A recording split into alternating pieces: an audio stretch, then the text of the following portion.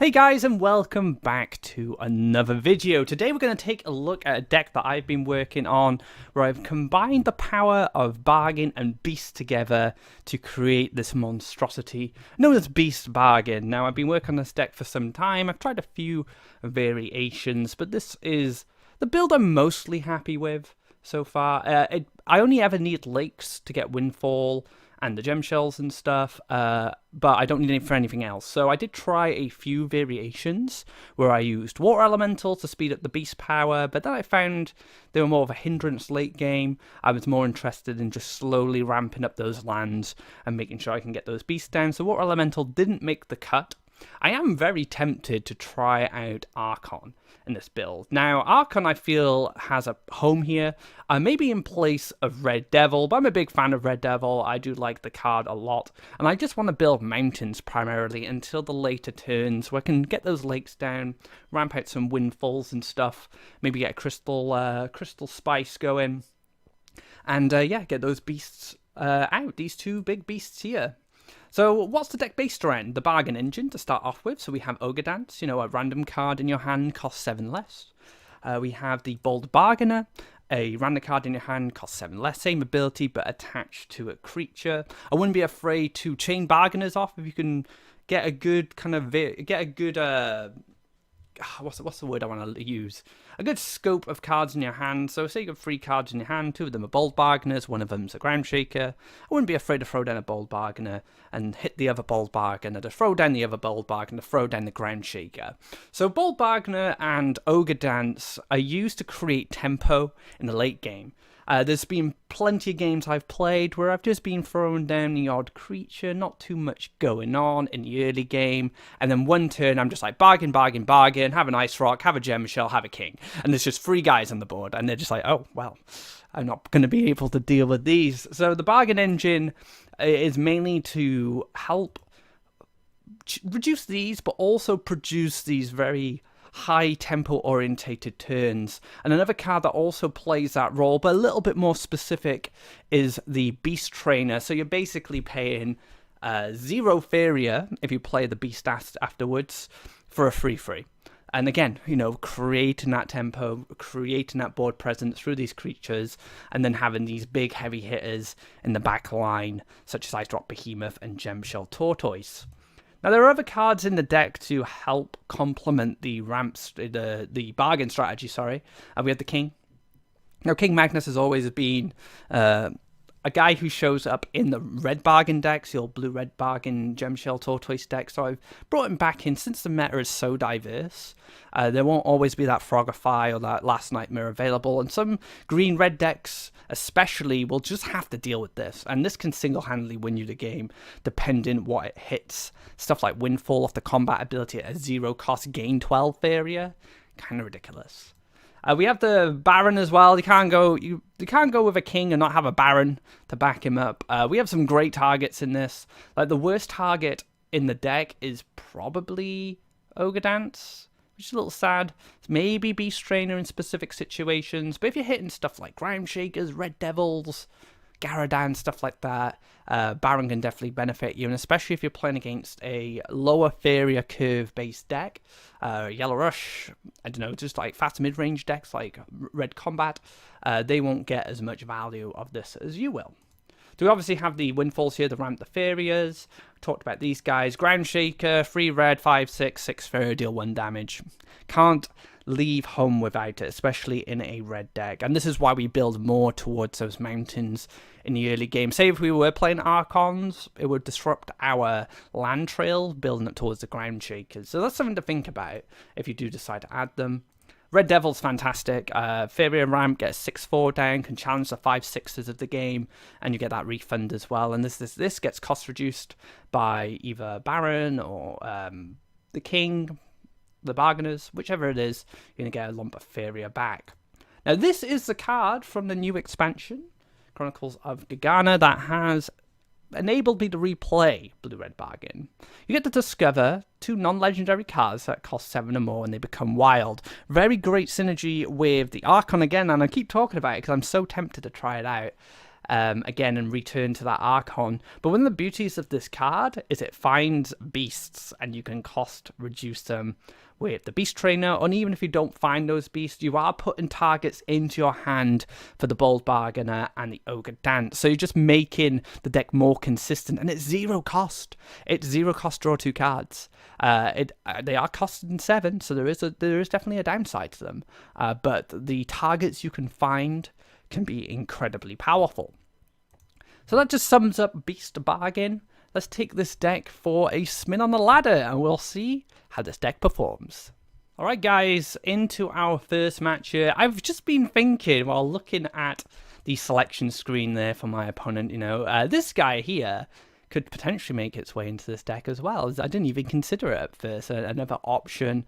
Maybe if the meta is more like sack-based or more like swarm-based, that card could definitely find its home. Now, I could start ramping up my lakes to get the Windfall, but as you could see by the deck's design, it doesn't really need to do that yet, because I'll have those 2 lakes, I'll get all this Faeria, but I won't have the mountains to play anything. So we can just keep these Windfalls in our hand, and we'll save them for a different moment.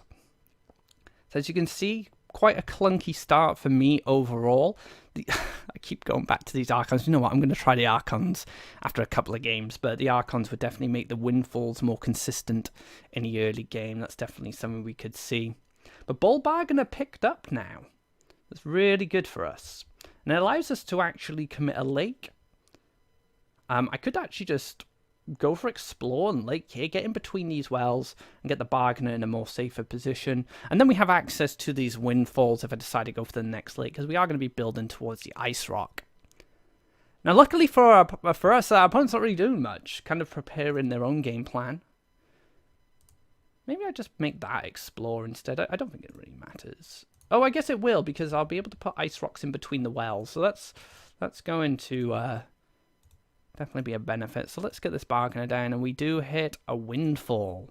Lovely jubbly. So hopefully this free fall will start to collect for us, regain that economy value back. As you can see, I'm only rank 10. I haven't actually played much this season, but I will be getting more into it now in the next few days. Oh, a Death Walker and Annoying Gnat. That is spicy. This is where Ground Shaker becomes a fantastic card a little later.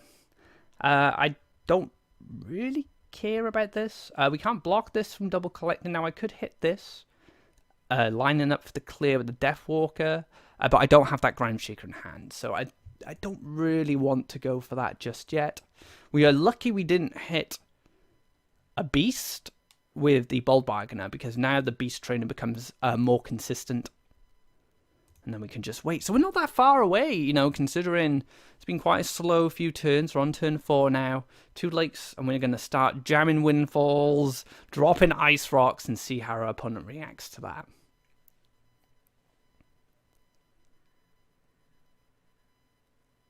Now, the one thing our opponent does have as an advantage with these Annoying Gnats is a way to knock off the protection of the Ice Rock Behemoth. Wow, Wild Avenger. I love Wild Avenger. It's such a cool card. Just going to sack the Gnat now. Hopefully the Gnat is just out of the way. That's fantastic. This gives us good options to taunt this up quite safely in the future. We can take... I probably want to stick a mountain here.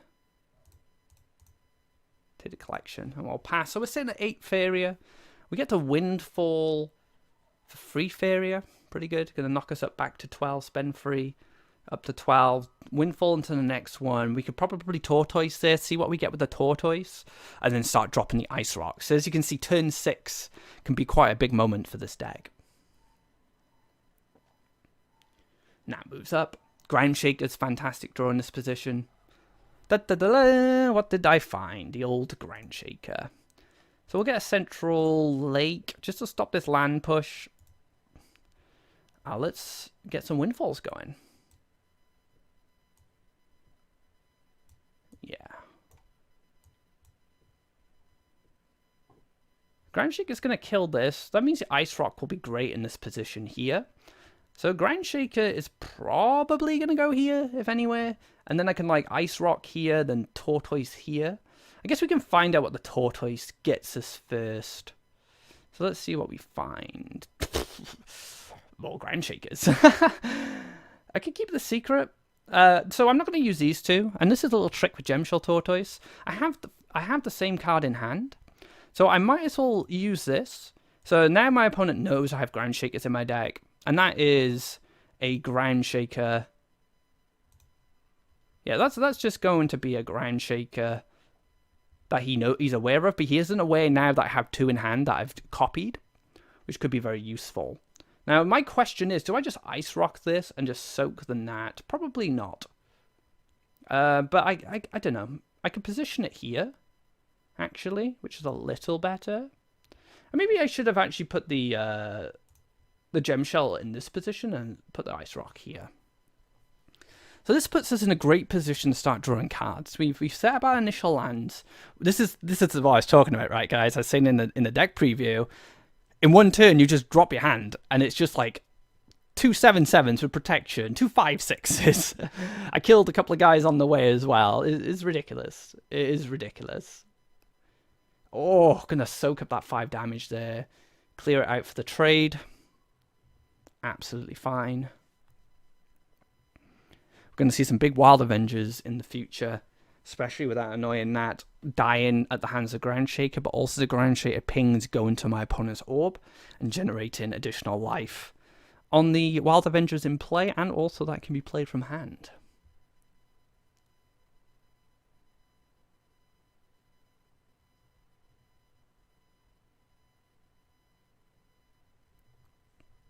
Oh, okay. Just Ground Shakers for days here. Again, like, do I want to keep this secret? Or do I want to just spend the, keep a bit of Faeria going for next turn? Yeah, I think we probably do just keep this a secret for now. So many secrets. And then we can Ground Shaker this side. Damn it. That's not what I wanted. Should have Ground Shake. I guess it wouldn't have made a difference. So this is a little frustrating because annoying that can now hit off the protection from the Ice Rock Behemoth. But on the flip side, I'm in a pretty good position. I don't know how green-yellow at Doomsday just gets rid of this chunky board. Oh, he's back. Wait there. 2. I have Lethal in hand.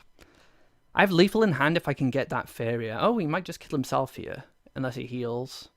That's another 2 damage. Oh, it's moved. That's a shame. So I could have hit it with a creature. It would have relocated then Ground Shaker for the lethal. But he does have that heal, and that's absolutely fine.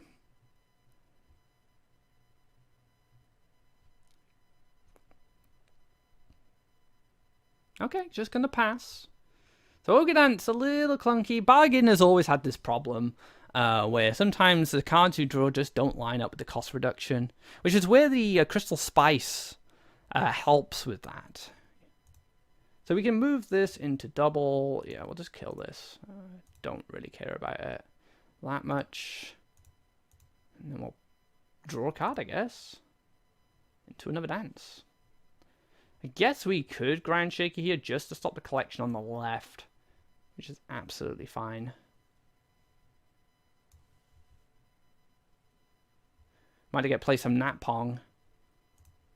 So now he knows I have another Ground Shaker in hand. I've had all my Ground Shakers against a Nat deck. That's pretty lucky, to be fair. And a little unfortunate for my opponent.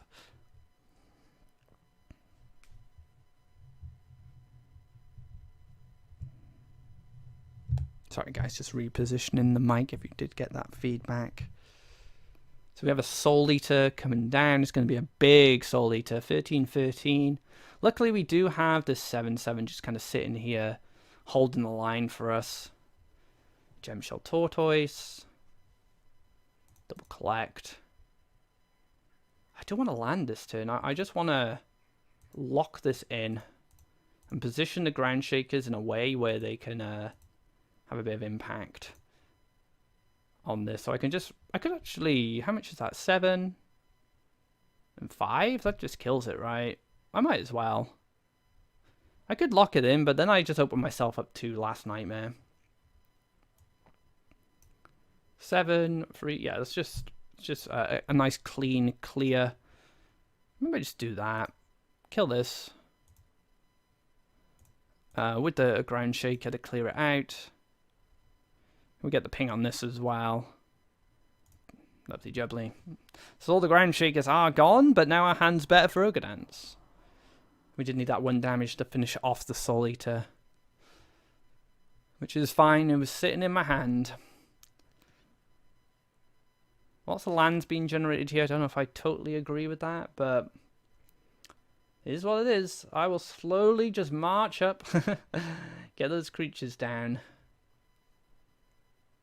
It's another sack. Yep, another sack. Oh, gonna punch that with a ground shaker. Heals. So I've seen all the heals coming down. And these are all the ground shakers and stuff adding up. Oh, don't hit the dance. Do we draw first? Do we draw first? We could actually improve our hand and improve the chances of Ogre Dance hitting a good target. We don't want Ogre Dance hit Ogre Dance. That's fantastic. So let's do it. Oh, kingy. Kingy, kingy, kingy. All right. I'm gonna move you up. So let's move this one up. We'll kill this. And we'll just keep chipping away. And then we'll stick the king in the middle. Oh, I guess we can keep bouncing this around a little bit. Lovely. So now if the Gemshell Tortoise is able to move diagonally to the right, I'm able to establish those lands to allow the king to go face. For 4 damage, and then I can just hit the Nat and finish him off. Like a big Soul Eater here. It's a little scary, but it's not exactly stopping the onslaught right now. And he could only realistically play like 1 Soul Eater, maybe get another Deathwalker out. So I'm not expecting too much resistance here. Now he's taken the draw. Unless he kills this Gemshell, I'm going to be hitting the face with the king next turn. And I feel this is kind of unavoidable. Unless he heals. But then again, I can ping-pong the Nat around, get all the damage back. Lots of options. Oh, Radiance. Just gonna go right to the middle there.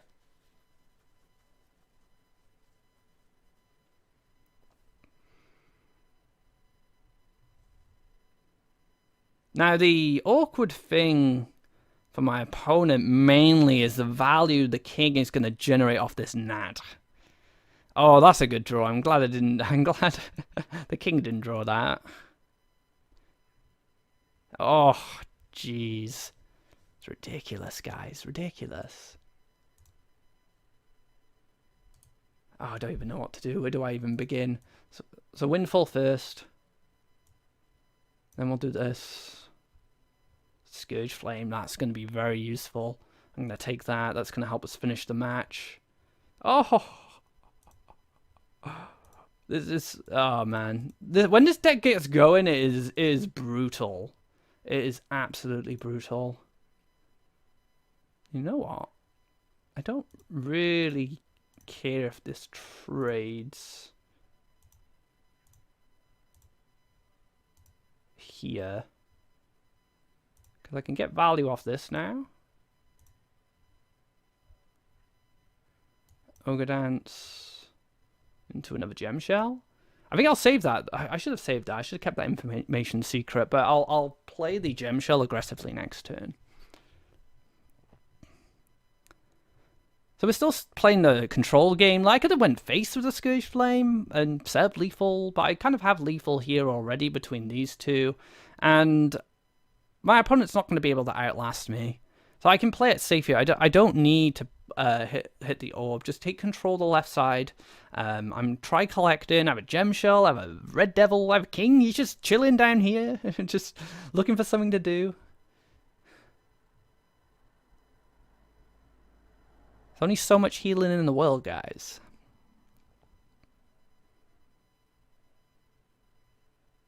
Yep, as expected. That's fine. I get rid of his collector on the right. This way, he has to rebuild a creature. The 7 Faeria transformation was enough value for me. The 5/5 clean, the 5/2 is even better. The Eye on a Smile. And yep, that's going to be it, guys. And look, I drew an Ice Rock Behemoth.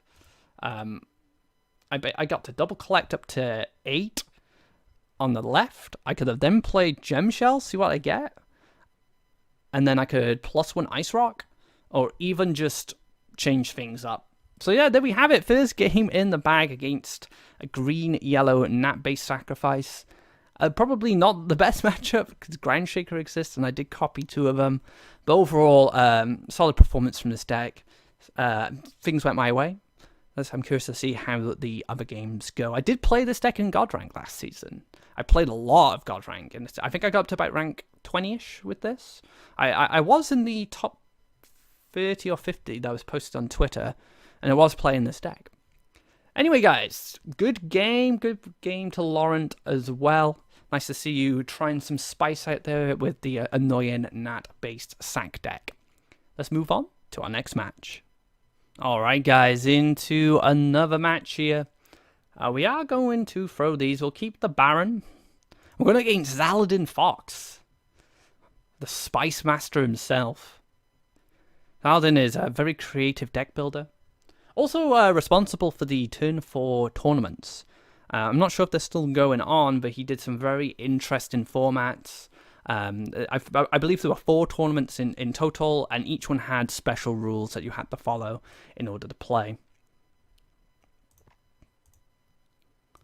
We have a pretty tasty hand, really. If we pick up a 7 cost or 7+, it could put us in a really good position. Oh, that's fantastic. I'll take it. So we might be able to just get 2 guys out now, which will definitely benefit us. So we can dance. I want to hit the Bargainer. See, I probably actually just play Baron this turn. Yeah, I'll play Baron this turn. So if I had gone for the Bargain and hit the Ground Shaker, it would have messed up my turn. So I did spot that luckily before I committed. I was very excited to put 2 creatures down. But we're going to take it a little bit slower. Demonic Salmons. No, this is no good. Lovely. Now this is where things get a little tricky, because I don't want it to hit this. Excellent, excellent. Alright. It definitely gives us something to work with on the right side here, being able to defend against this salmon. We're probably just going to see a desert and more creatures come down. Grand Shaker will be able to clean up the monks and the followers. But 10 Faeria, it's pretty deadly as a Yellow Rush player. Lots of Soul Drains and Wind Soldiers available. Take care of this Bargainer. Yep, there he comes. Just going to hit that up. Maybe drop another Wind Soldier into a salmon. And then chip at me a little more with the Demonic. Oh, going to go for a Flash Salmon as well. So this deck is going to heavily rely on the Zealous Crusader as the finisher, which can be tricky. I will admit, it can be a tricky one.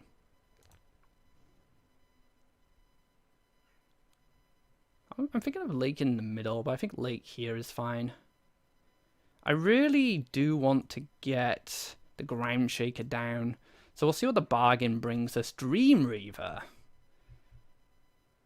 No. Too many lands. We'll take the Windfall. Scourge Flame again. Too many lands. We'll go for the Red Devil. So we'll move. We'll start getting this guy across.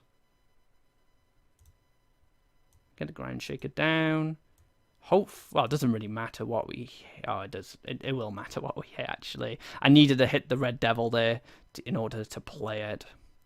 But now we have this Windfall. We can sacrifice the Faeria collection from the Baron on the left, and then I can like put something else there later. Probably like a Beast Trainer or something that hasn't got relevant stats or abilities that can help kind of fend off Zaladin's aggression. He goes for a draw here, so no aggressive land. Using a lot of fish, so they do have charge too, and are able to zip from this position, this position, and get in to my orb. Nightmare? Yeah. It's okay. That's a pretty pricey Nightmare. Ooh, more stuff for me to play with. Now I love this card. I think it's a really disruptive card in some matchups. But I haven't actually had it used against this deck yet, but I've been waiting for it. I mean, like, what juicy tools are you going to give me to play with that I can bargain down? Speaking of bargains, it's pretty fantastic. Oh, it's a husk as well, so it's going for that more haunted husk heal, chip away with the salmons, that sort of thing. So let's Windfall. Windfall again. Kill this. I'll play the Red Devil here.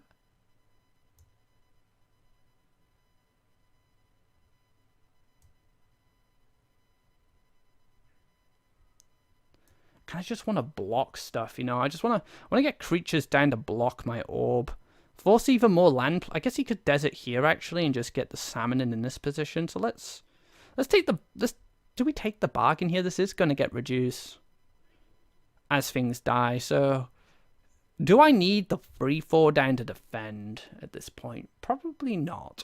I feel like we could actually just wait. And hopefully I'm correct here. I'm just going to get smashed for loads of damage. But give me one more turn. I get the lake down. Maybe I draw a Gemshell Tortoise. And then I just start flooding the field with stuff. Soul Drain. Let's see what I get. Fine strategy indeed. That's not too bad. It's not the worst. Not the best. Bargain. Barter. So you can take...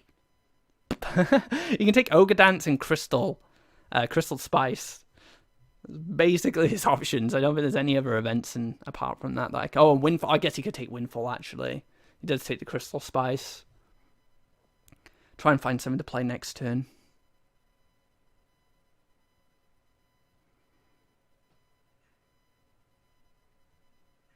I really want to draw Ice Rock Behemoth or Gemshell Tortoise. I can get one of those guys down. I feel like I'm going to be in a good position, especially an Ice Rock Behemoth.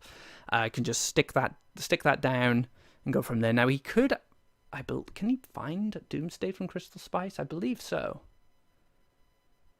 Because it's a 7 cost, right? So Doomsday costs 9.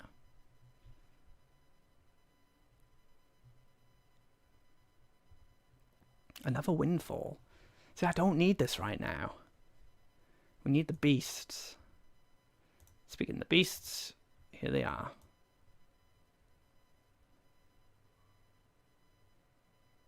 I can't play it this turn.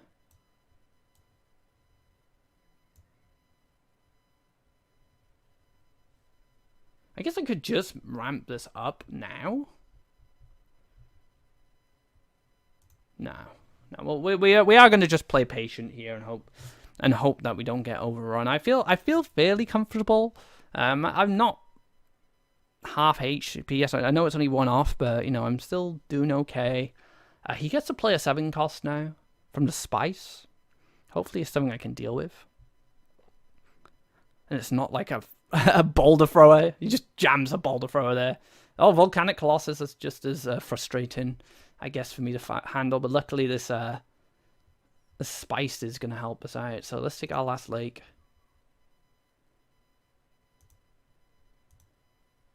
And I'll just position... I'm going to put this... Do I want to put this here? I can move this up, and then I can do this first. Or do I just roll the dice now? Because these are going to be cost reduced. Ground Shakers. Huh.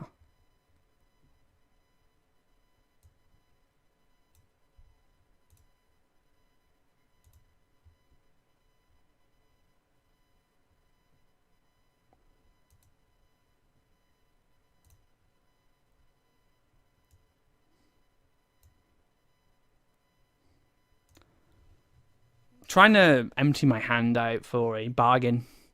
Bargain, hopefully bargain a Windfall. Just get loads of creatures down and go from there.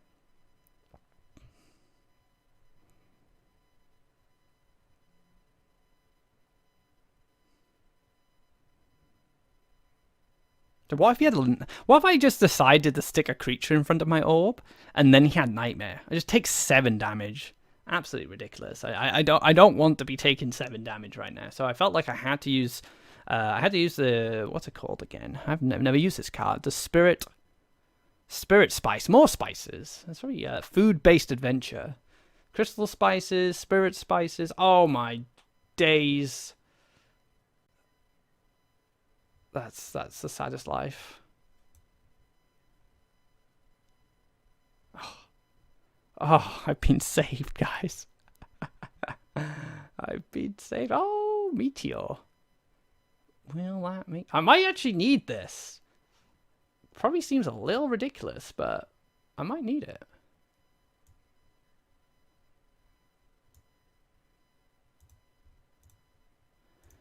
Whew.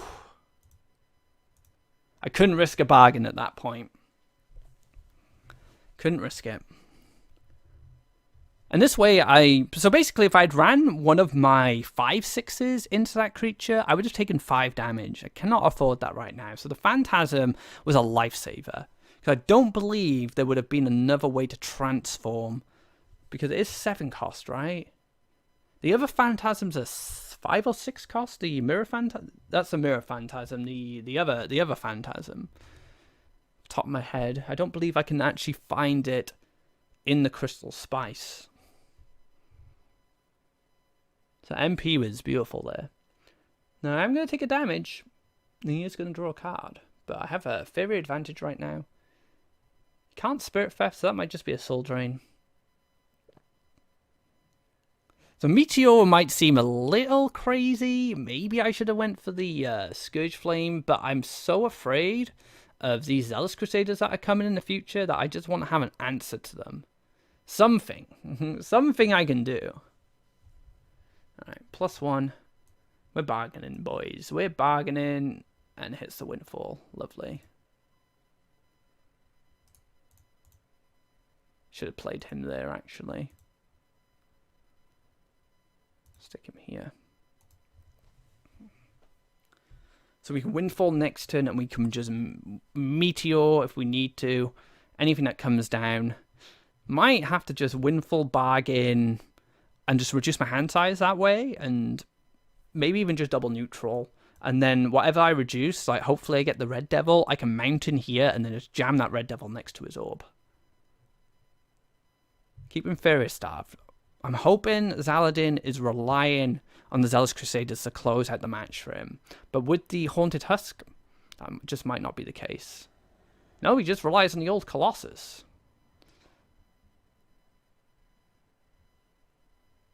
Garudan. Garudan's pretty good.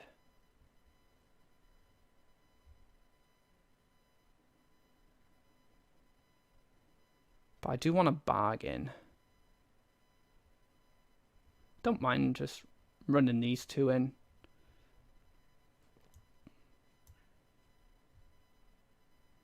Oh, Red Devil's quite nice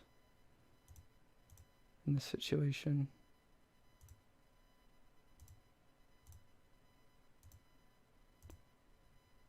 We have to... The sad thing is, I kind of feel like I have to defend... I'm just going to get hit in the face now. I think it was greedy. I should have used this instead of the MP. I think that's a little greedy, actually. So let's just assume that he doesn't have the damage in hand from Free Faeria. He could, like, Soul Pact. Salmon, Wind Soldier Salmon puts me down to 1. Can then use the Husk. So he could actually, like, Soul Pact, Salmon, Wind Soldier, and then play... Oh, man, I'm playing with fire here, guys. It's just... I took so much damage in the early game, and it was really difficult to stop it. I'm actually kind of convinced there are no Zealous Crusaders now. He's just going to try and steal my windfalls, my bargains.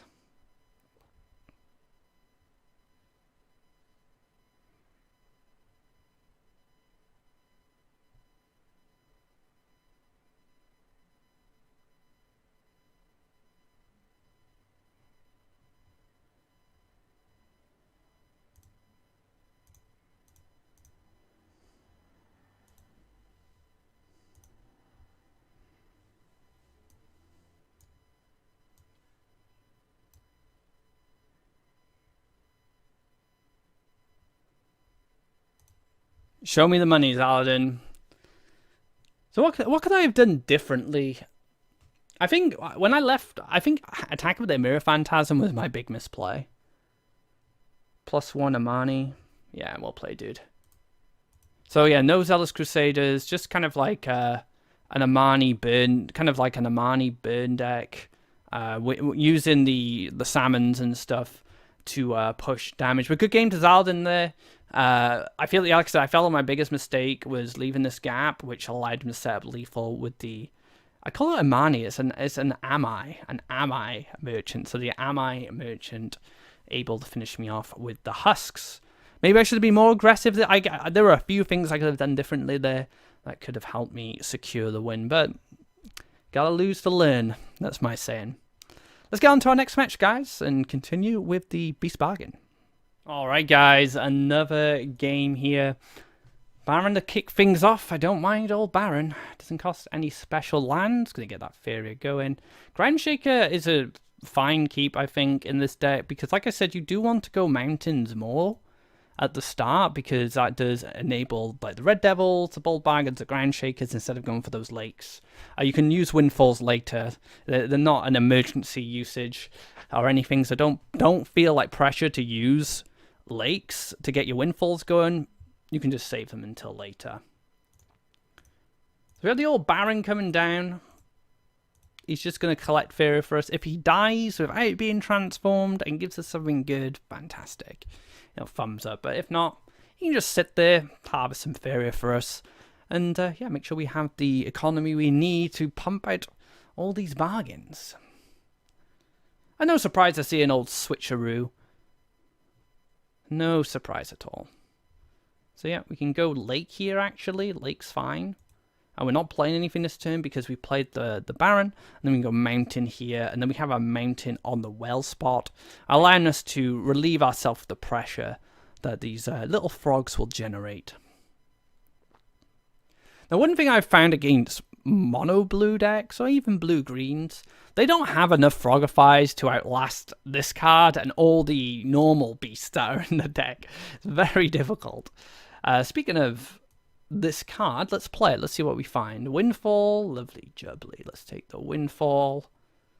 This card has been awesome for me in some games in the past. So I've just had like giant. I just drop a giant Apex down in range, and they're just like, "Yep, we're gonna scoop there." Don't have an answer to that. Boulder Thrower might actually be decent as well. I can just use this as a win con later, or just to apply pressure in the early game. Now, we will go for a bargain here. We don't necessarily need the Groundshaker. The Groundshaker doesn't kill anything. He's going to double collect regardless. We do find that Red Devil. It's absolutely fine. And just like that, we're 2 lands away from the Gemshell Tortoise. We get a 5 Faeria refund from this, so this is actually just free Faeria to play. But I think I just Lake Pass, to be honest. And we can get that Boulder Thrower down. Let's get him doing some work. Maybe we can even bait a Frogify on it. And then we have all these other big creatures that won't be as vulnerable. I'd like another Groundshaker, ideally. I could just double Groundshaker, solve a lot of problems. He's in dream range now, which is ridiculous. just a thing that could happen. So we will go for double Groundshaker. Maybe we actually... Nah, we're not going to bother. Changed my mind, guys, already. I need a lake. Maybe I want to stick a mountain here. Ah, hello, Noah. You guys might know Noah from some of the older days of Faeria, but he did make his return. Piloting a very fierce mech red deck to the top ends of God rank last season. I believe he did get rank 1 with mechs at one point. So, do I Red Devil this turn, or do I keep it a secret? You know me, I like my secrets. I'm a secret squirrel. That's what they call my brother. He's very secretive sometimes. Secret squirrel. You know what, let's just push you up. We could play the Red Devil now, just in case this dies. We do have a collector, so no secrets here from me. That's just a good old-fashioned Red Devil. Good Windfall. I'll be able to windfall. We'll windfall now. And then we'll get this guy down. Lovely jubbly. So 3-5 with the old slam mechanic. Some of you might not remember slam, which may be a good thing, depending on your opinion of the mechanic. I don't think the mechanic was necessarily busted. It was just accessible to a lot of big creatures. And as you read here, like when this attacks, it also damages each enemy adjacent to the target. So you were able to like jump in with Kodamas and just do massive slam attacks. Oh, Grandshaker lines up perfect here. Oh, 0 cost Ice Rock. That is brutal. Brutal. And this guy, he's still going to be shooting away. Not a lot you can do about him right now, unless you want to spend that Frogify.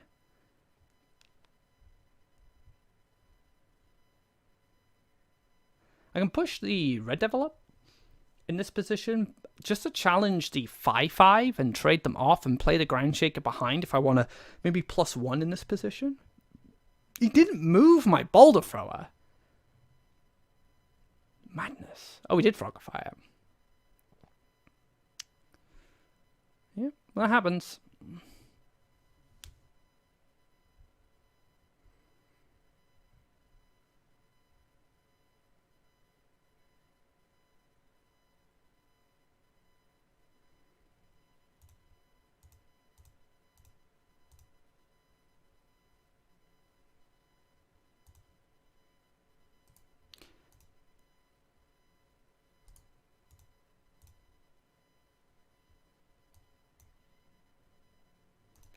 Right, so we're playing the... So my initial thought was push lands here, and then like mountain here, and then slam the Ice Rock in the middle. But I was thinking, you know what? I'm still going to do that, but I'll just use Groundshakers and stuff instead for that aggressive push. And now in this position, I'm trying to get these transforms out of his hand. Now, I'm just going to see what he's willing to invest to stop a card like Ice Rock. Knowing too well, I've got so much gas in the tank here. Like, killing this Ice Rock to a Frogify now wouldn't even be that bad. I'd be like, well, it's the second Frogify gone. So what? Here's a Grandshaker. Deal with the Grandshaker. Oh, here's a Gem Shell Toys. Deal with that. And then I just keep doing it. Just keep pushing these creatures out. And the war of attrition will eventually end. And it'll be a sad day for Mono Blue. Double neutral jump Aurora, clear the Bargainer. No, just going to push into the double collection here. Double Grandshaker is looking very attractive to me right now because not only do I kill the frog, I kill this as well. Actually, just clear the board. That's fine. That's more than fine. That's fantastic, guys. Fine is too tame of a word for that situation. Let's keep the 0 cost 1 secret. And just like that, overwhelmed, nowhere to go.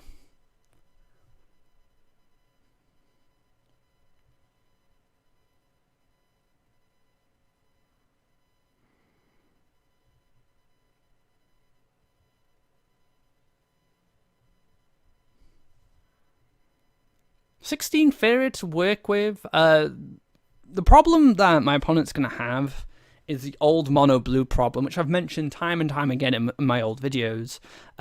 Mono blue generally needs initiative on board to be able to do anything. And what I mean by that is you need a creature who's active and he stays active for a turn, and then you're able to move him and do like move it a lot around the field, use stuff like Frogify, Aurora, Mirror Phantasm to manipulate the board. The biggest weakness of blue has always been its inability to react from hand. Now, there are definitely cards that can do it. You know, Frogify turns something to a frog, but that frog still stays there unless you have the removal for it. There's also Ninja Toad. It's probably the most proactive card blue has access to, where they can play something from hand, deal damage, double collect, whatever they need to do. But that's been a weakness for blue in a long time, and it's not necessarily a bad weakness. It's kind of just something, part of the color's identity, especially for me right now. We do get a Dream Reaver coming in, which I do have an answer to, with the other Grandshaker in hand. So yeah, good old Red Devil. You come down here, mate. And then we'll have you solve this problem for me. We'll push you up. And then I guess we can Grand Shaker aggressive. Maybe we have to Grand Shaker defensive here.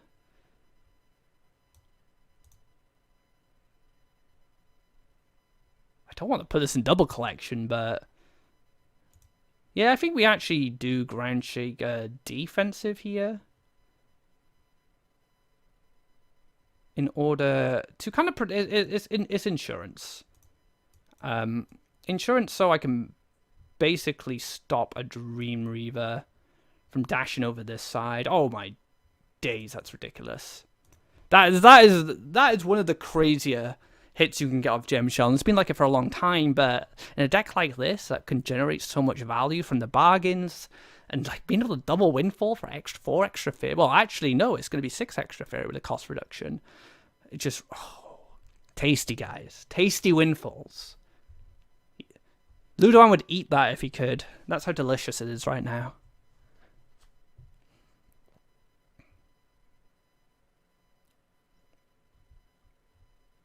Now we have 2 5/6s to kill the next Dream Reaver that comes down. That is the reason I set it up defensively. I can go for 5 damage with the Ground Shaker next turn, and then position 7/7 up for a lethal hit. That's the plan. And then go into next turn, like double windfall and into all sorts of nonsense. It's crazy. Shara's Inspiration would have been a bit nutty there. I would have been dead if it was the old Shara's Inspiration. It's actually, oh wow, that's a smart play from my opponent. Positioning the Ninja Toad out of reach of these Ground Shakers. He's seen 3 Ground Shakers so far, so there's no more 1 bit of damage to me. I'm actually kind of relying on Garadan or an Ice Rock here to keep things in check for myself. I don't find either of them, so I will take a draw. It's another Red Devil. Okay, Ice Rock, you need Ice Rock, sorry, Gem Shell, you need to show me the money here. Show me something that's worth playing. Yep, that's what I was looking for.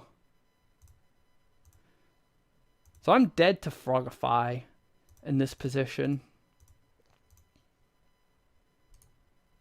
Oh, I should have taunted it from that side.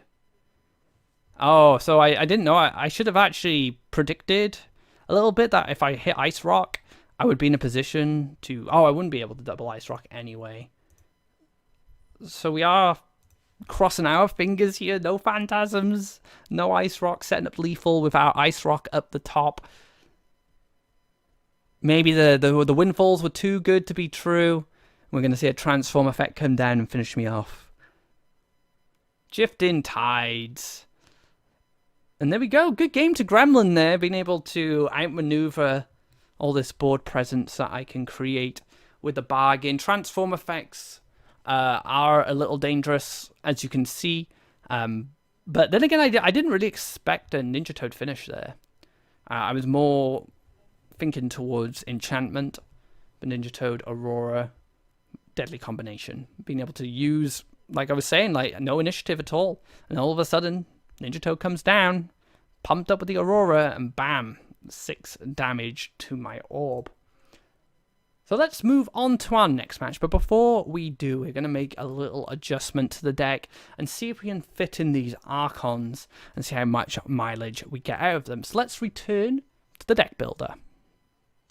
Alright guys, into another game, and look who it is. Noah has come to dominate my innocent bargain deck. This deck is innocent, guys.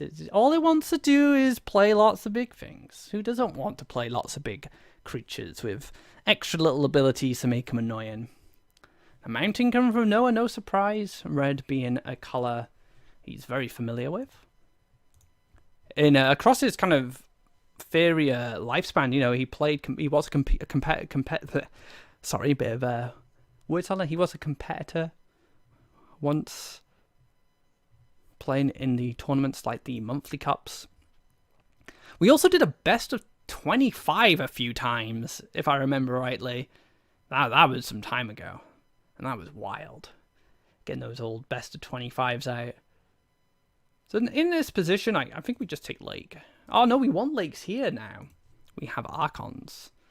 Let's just Mountain Pass. Let's see if we can find some better targets for the Bold Bargainer on the next turn.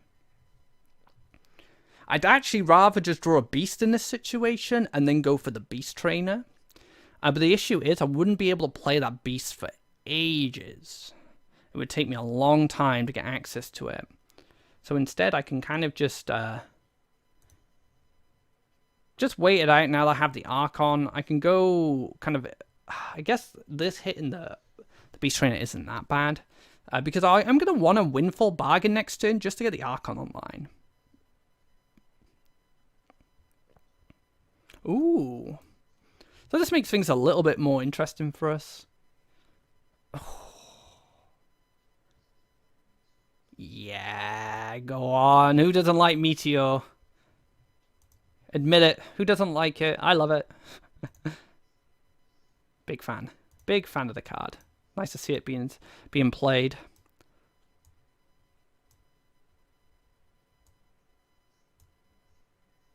Don't hit the Beast Trainer. Awesome.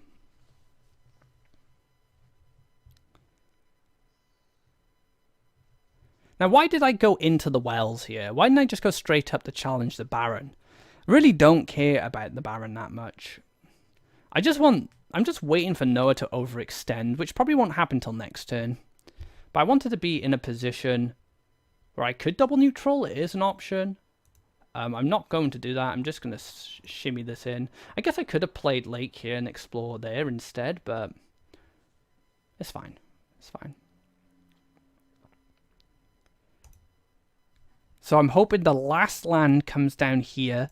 I go for the bargains, and boom, I blow up all his lands. And then he does discover spies, finds a meteor of his own, and blows up all my lands, and we're starting from the beginning again.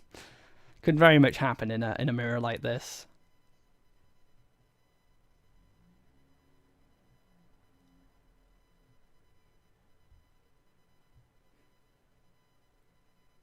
Maybe I should have mounted here preemptively for this meteor. Does make it a little sad if he... I guess I'm going to lose a mountain, but... Depends what he drops. One Ice Rock. It's pretty reasonable. I guess I could just go for a 12 Faeria meteor in this position. See what we draw.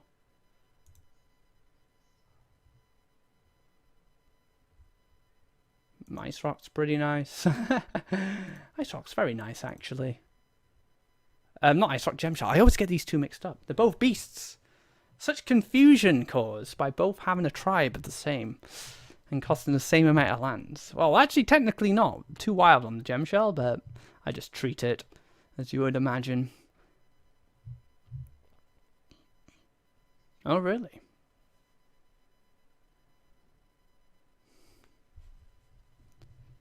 So I guess I can Lake here. This opens up options.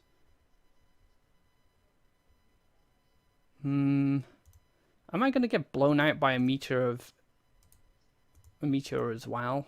It's the ring for meteor, so let's just spread some of this stuff out. I really would like to play this a bit more aggressive, but it doesn't line up with the Ground Shaker. So I think I just jam Ice Rock this turn. Yeah. Well, we've got a 0 cost 3/4 that will reduce something to 0 in our hand currently. So being on 0 Faeria might look really bad. Noah might be thinking, oh man, he's blowing out all his Faeria here, but he probably knows I have a bargain in hand, so I can just create that economy if I need to play those creatures.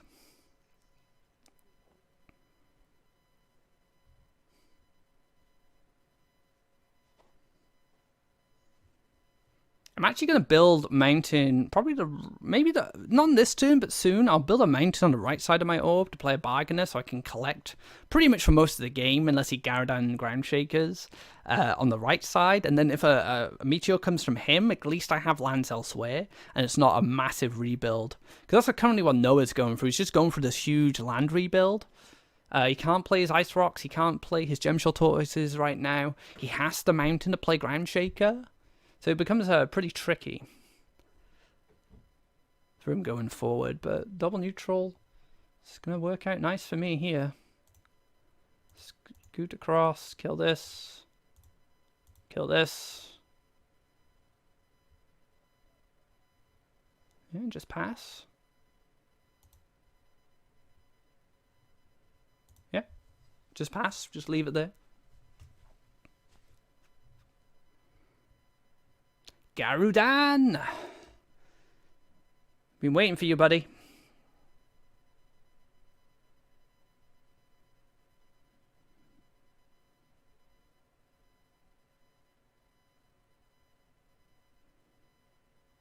I just need another Spice into Meteor and I win.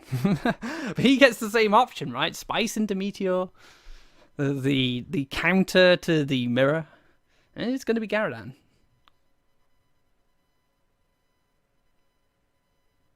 Creation Garudan? No. No creation. I see. But there is one in hand that we know of. What do we want here?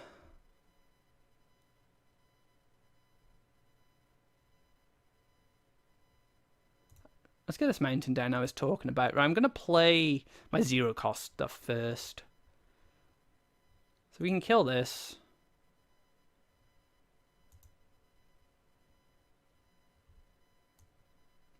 Oh, I don't want to play that yet. And I want to play this before I play this.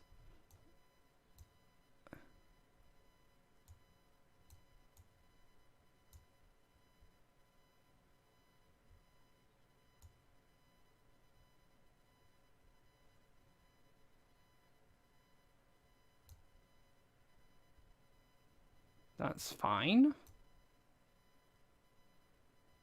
That's fine too. I'll take it. 8 Faeria each. Have a zero cost Beast Trainer. It's going to reduce the cost of these guys. It's by 5, correct? So down to 1. I'm going to get a Gem Shell for 1. Oh man, this could get dangerous. Insta pick Meteor. +1 Meteor. 3 of my lands, minimum. And go rebuild. Just like I had to.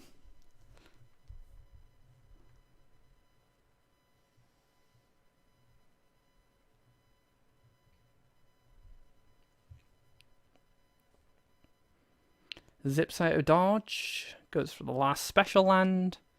Might just pass here.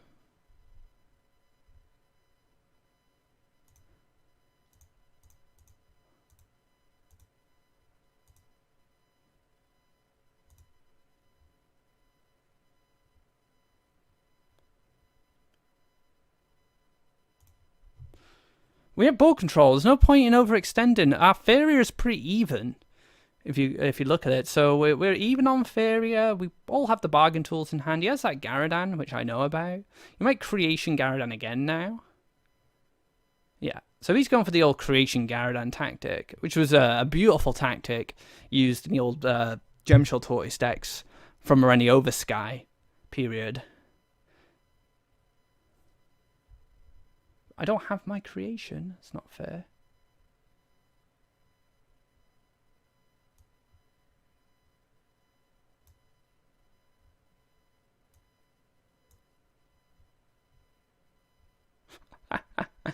What is this? 2, 4, 6, 8. I have to count my hand. My hand count from the bottom has been cut off, unfortunately. So yeah, guess we go look for the Meteor. Why not? Yak attack could be quite good actually. Jam another 7/7. Hell yeah. Meteor, Meteor, Meteor. Nah, feels bad, man.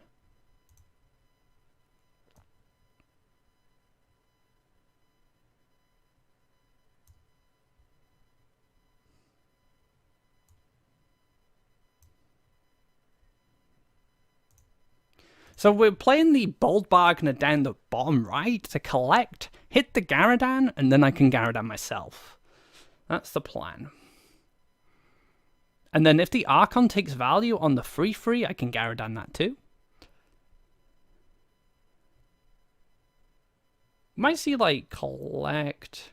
Can't creation Garadan again. It doesn't have enough Faeria currently. It's actually going to take value that way. I think the Garadan is actually more valuable with its mobility than the Archon in this situation. But maybe he has a plan for the 6/6. +1. Ice Rock. Yeah, he's just going to skedoodle over there. Okay. Nice. We have a full clear. And we can rebuild quite handsomely. So collect. Hit. Gary.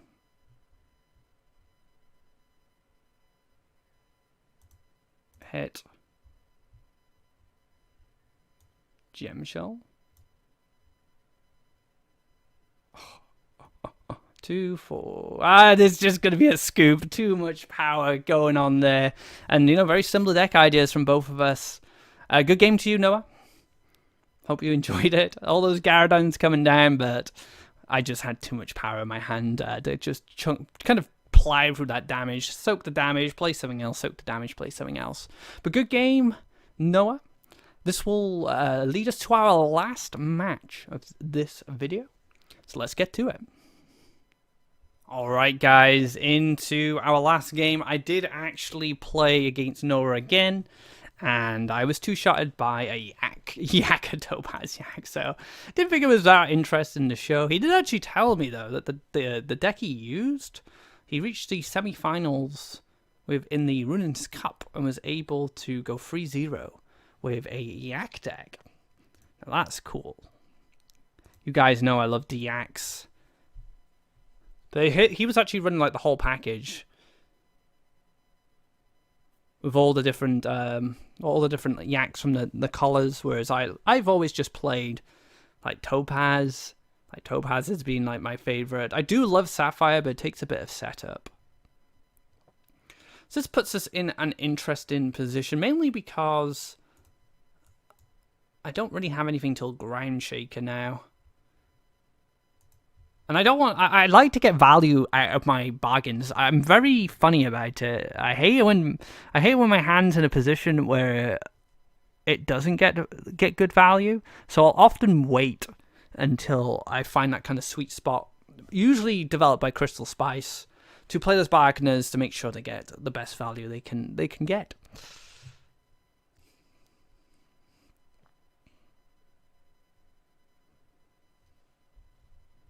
A Beastly Trainer. I'm going to offer as much in this situation, so I'm going to go for the old Ground Shaker here. Make sure we can chase down this Airbot. Now, I have seen the Mech decks run an Airbot. They'll just splash the 3 Airbots in and develop that desert to make sure they have more Mech synergy. Outland Ranger. What an interesting deck so far. Oh, not a Flamethrower. Into the campfire. Into the sad life. Why you do this to me, game? Why'd you make me go up against this? Don't want anything to do with this card.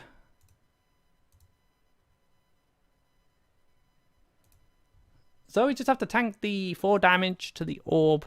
Plus we take a little bit of damage as well from the kind of AoE 1 damage ping it does. So it basically is a Ground Shaker if it hits your opponent's orb. Ouch. Minus the 1 damage to the face, but it hits everything else.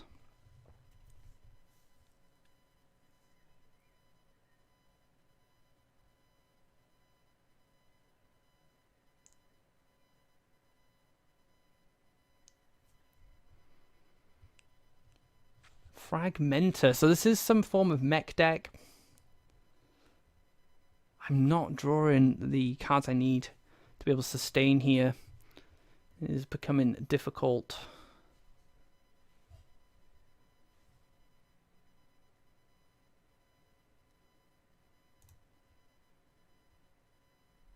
Don't really want to interact with this, but do I care about the Faeria? Probably not.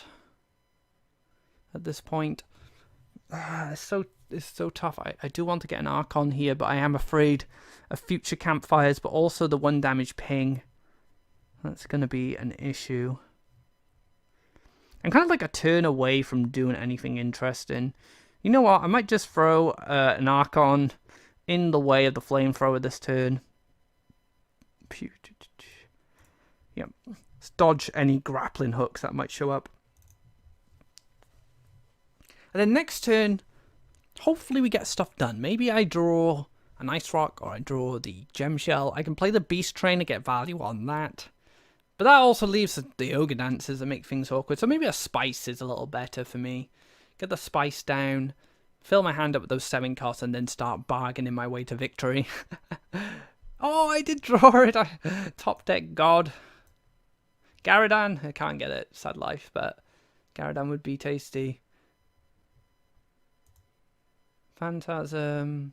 Yak Attack, huh? Okay. Let's see where these go. God damn it.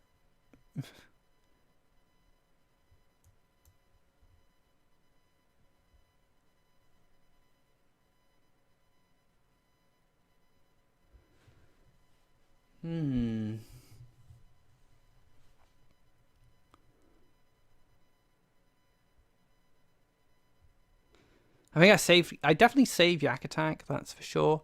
Do I MP this?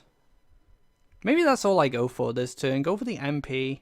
Get my last lake down. Let's get it here, just to protect that push. And then we can just, yeah, MP this. Give us a bit of breathing room, right?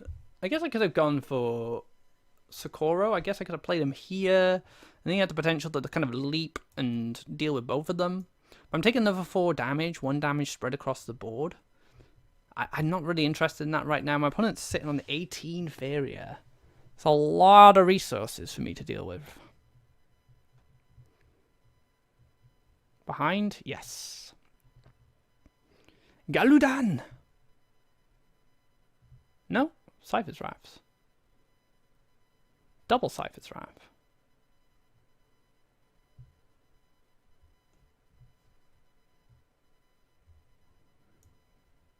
Sugar, spice, and everything nice. Meteor. The Meteor. It just tempts me. There's a lot of special lands in this deck. You know what? Let's just take it. Another Meteor. That's a bit much. Let's take a Colossus. 6 Faeria Colossus is not bad. I'm going to take a draw here as well. Didn't even hit the beast. I guess I can wait. 2, 4, 6, 8. Yep, I can wait. 2, 4, 6, 8. I can wait. Little song for you guys. 21 Faeria. He's just gonna like Gagana and then play Dream or something ridiculous. Oh, he's gonna generate more value. So I'm definitely in give me Garadan mode. Just give it to me.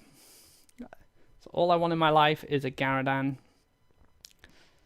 I didn't find a beast again. That's just so sad. Alright, hit the windfall. No.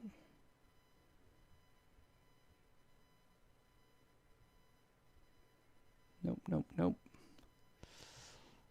Oh, man. I'm in such trouble. I'm in such trouble here. Maybe I just have to put stuff down at this point.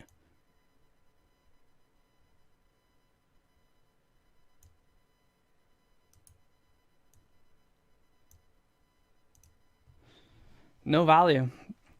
So as you can see, the deck is not top tier.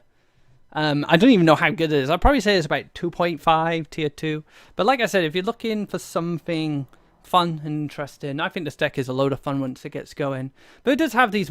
It does struggle against creatures, decks with a lot of creatures. Where I think that Noah's build is probably a little better, you know, packing all the creations.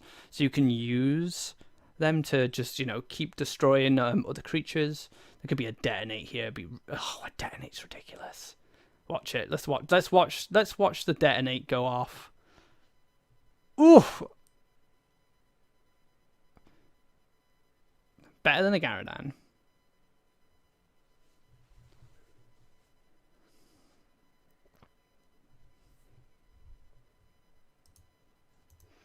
And that is all she wrote, guys. Very interesting mech deck. Well played to Sire Timothy. And being able to overwhelm me. I had the old clunky bargain hand that you get. But that's just the nature of the deck. If you're going to play this deck, guys, just know that sometimes your hands are just going to be a bit clunky. But if your opponent isn't too aggressive, you should have the time to make something of it. So that concludes our final match. And there we have it, the Beast Bargain decks. We have Beast Bargain, and I thought, you know what, Beast is nothing without Beauty, so we have Beauty Bargain as well. This could probably be changed. I would just take out this, go for like another Creation maybe. Although you could probably just make the Creation variant more consistent if you just cut out the Beast Trainer synergy and stuff. So that's something to think about.